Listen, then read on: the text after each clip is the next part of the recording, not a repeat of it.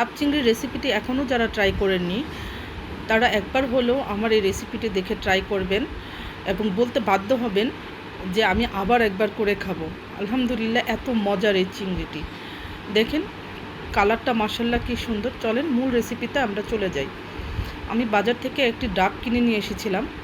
তো ডাবটি আমি ধুয়ে ভালো করে পরিষ্কার করে নিয়েছি। এখন ডাবটির মুখটা কেটে আমি পানিগুলো বের করে নেব এবং ডাবটিকে দুই ভাগে ভাগ করে লেওয়াগুলা চামচ দিয়ে উঠিয়ে নিব। এটাকে ভালো করে ব্লেন্ড করে নিব।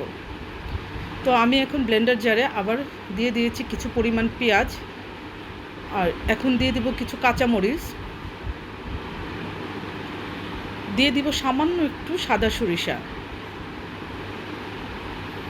সরিষাটা অল্প দিতে হবে, কারণ বেশি দিলে এটা ঝাঁঝালো হয়ে যাবে বেশি। তো এখন দিয়ে দিব একটু কোরানো নারিকেল, এখন দিব পোস্ত বাটা। আপনারা পরিমাণটা আপনারা যে পরিমাণ রান্না করবেন সেভাবে বুঝে দিবেন। এখন দিব নারিকেলের পানি।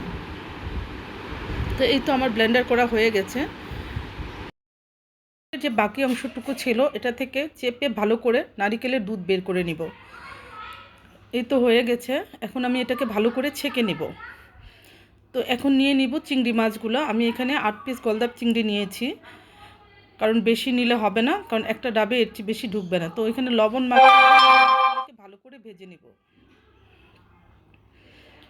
তো আমি এখানে 2 ধরনের তেল ব্যবহার করেছি, একটু সয়াবিন তেল আর একটু সরিষার তেল, তাহলে রেসিপিটা খেতে ভালো লাগবে। তো আমি একে একে চিংড়ি মাছগুলোকে দিয়ে দিচ্ছি। চিংড়ি মাছগুলোকে একটু হালকাভাবে ভেজে নিতে হবে, বেশি কড়া করে ভাজলে চলবে না। আর এখানে চিংড়ি মাছটা ভাজার কারণ হলো শুধু কালারটা যাতে সুন্দর আসে, সেজন্য চিংড়ি মাছটা কাঁচা দিলে কালারটা অত ভালো আসে না।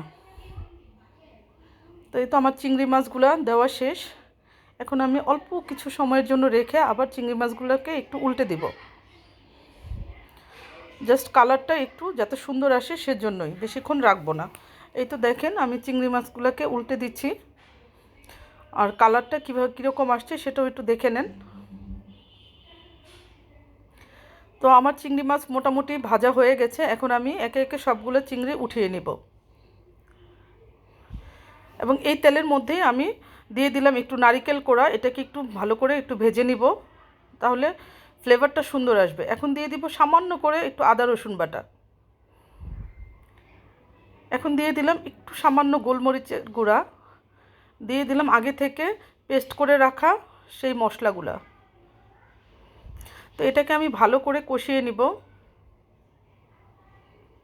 এখানে আমি আর কোনো গুঁড়া মরিচ বা গুঁড়া মশলা ইউজ করব না, কিন্তু সামান্য একটু হলুদ দেব জাস্ট কালারের জন্য, কালারটা যাতে দেখতে সুন্দর লাগে। তো আমি এখন দিয়ে দিব চিংড়ি মাছগুলোকে ভালো করে মশলার সাথে নেড়ে চেড়ে মিশিয়ে নিব। এখন দিয়ে দিব নারিকেলের দুধ। তো এটাকে ভালো করে আবার মিশিয়ে নিব। এখন দিয়ে দিব একটু ডাবের পানি। তো এখানে আমি 50% রান্না করে নিব। তো আমার 50% রান্না হয়ে গেছে। এখন এগুলো আমি আগে থেকে ধুয়ে রাখা পরিষ্কার করা ডাবের মধ্যে ঢুকিয়ে দিব। তো একে একে করে আমি অর্ধেক ঢুকাবো। যদিও আমার ঢুকাতে অনেক কষ্ট হয়েছিল, তারপরেও অনেক কষ্ট করে আমি দিয়েছি। কষ্ট না করলে তো রান্না ভালো হয় না।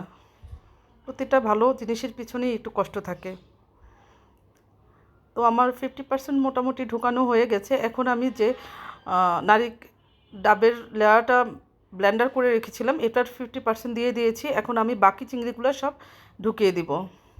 তো মোটামুটি আমার চিংড়ি মাছ দেওয়া শেষ হয়ে গেছে। এখন আমি বাকি লেয়ার ব্লেন্ডারটুকু দিয়ে নিব। তো এখানে আমি অল্প একটু সরিষার তেল দিয়ে দিয়েছি উপরে, আর দিয়ে দিব 2 ফালি কাঁচামরিচ। তো এখানে আমি আগে থেকে আটা গুলিয়ে রেখেছিলাম।